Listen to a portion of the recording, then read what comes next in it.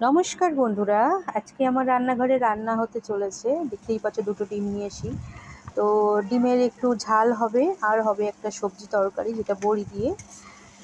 তো শুরু করে দিয়েছি, সেটা দেখতেই পাবে তোমরা পরে কি সবজি রান্না করছি।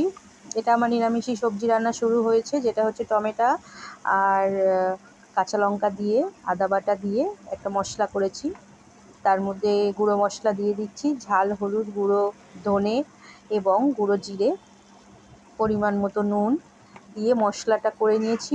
আর আগেই বলে রাখি, আমি সবজিগুলোকে হালকা একটু ভেজে রেখেছিলাম, যার মধ্যে আছে ফুলকপি, বিনস, গাজর এবং বড়ি ভেজে রেখেছি। এই যে আমি আগে এই সবজিগুলোকে ভেজে রেখেছিলাম।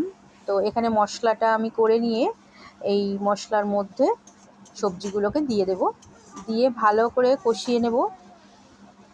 একটু ঢাকা দিয়ে দিয়ে কষাবো যাতে ফুলকপিটা একটু নরম হয়ে যায়।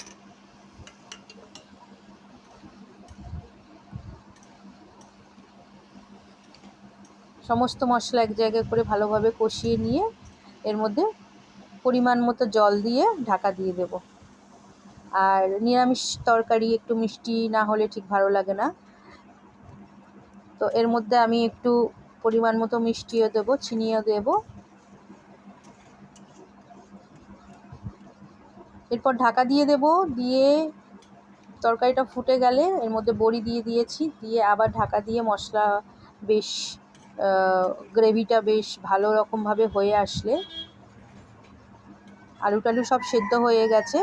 এবার এর মধ্যে আমি দেব একটু ঘি, অল্প একটু ঘি আর অল্প একটু চিনি দিয়েছি, চিনিটা স্কিপ হয়ে গেছে। আর দেব গরম মশলা। দিলে আমার সবজি তরকারি, ফুলকপির সবজি তরকারি রেডি। তো কেমন হয়েছে অবশ্যই কমেন্ট করে জানাবেন আর সাবস্ক্রাইব করে পাশে থাকবেন। ধন্যবাদ।